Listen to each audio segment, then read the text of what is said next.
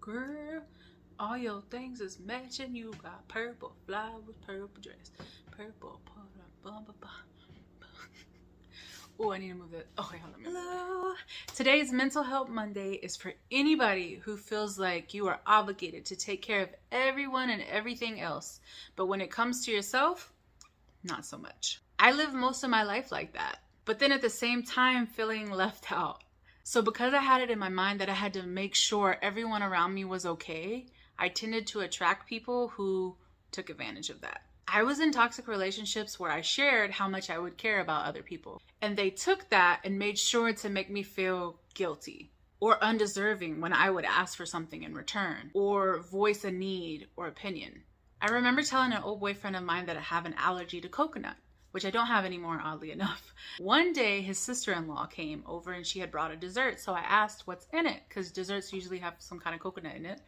And sure enough, it did. And he just got like upset and started yelling at me. Just eat it. Don't be rude. She went out of her way to make this for you. Don't be ungrateful. You're so ungrateful. I was like, I'm allergic. Don't you remember? He said, I have too much going on in my life and too many important things to remember.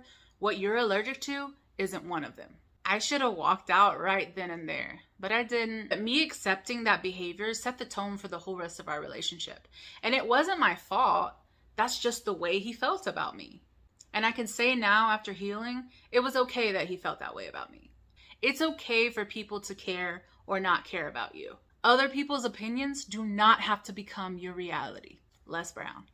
We just have to decide whether we want those opinions in our life or not. Accept it and then move on. Life doesn't have to be that complicated or destructive. Relationships have to be a two-way street. And at the end of the day, some of us drain ourselves and then we look to the wrong people to fill us back up again.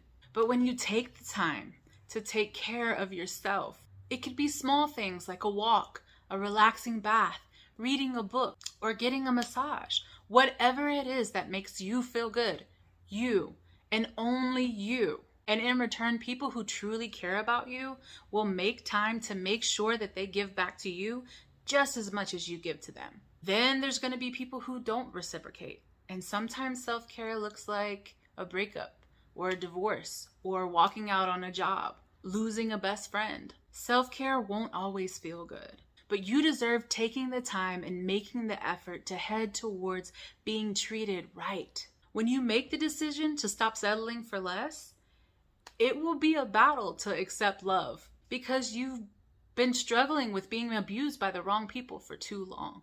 Last week, we left the house right on time to take my husband to work. And on the way, I started to get a terrible stomach ache, like really bad. I felt nauseated.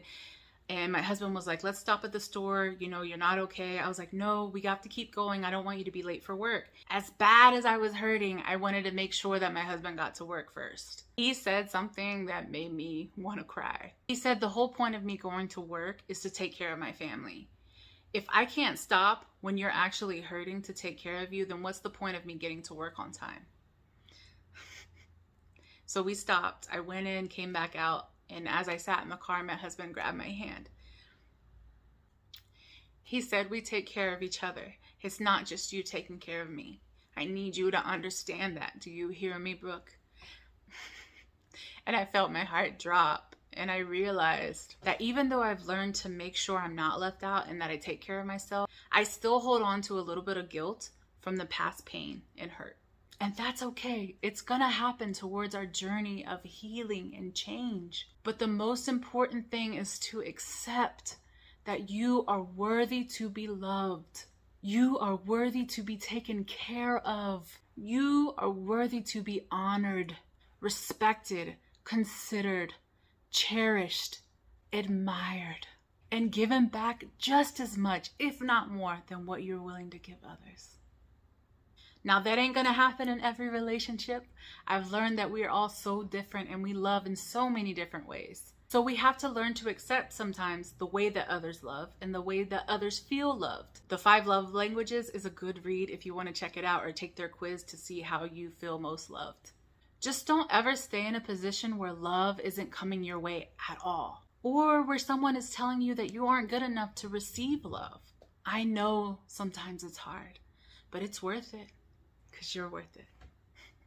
We'll see you next time. And if you love these videos, please, please, please subscribe. Also, I would love your input if you're on a journey towards change and betterment. Please let me know what you're struggling with. Maybe we can relate and I can share a video to help out what I've learned.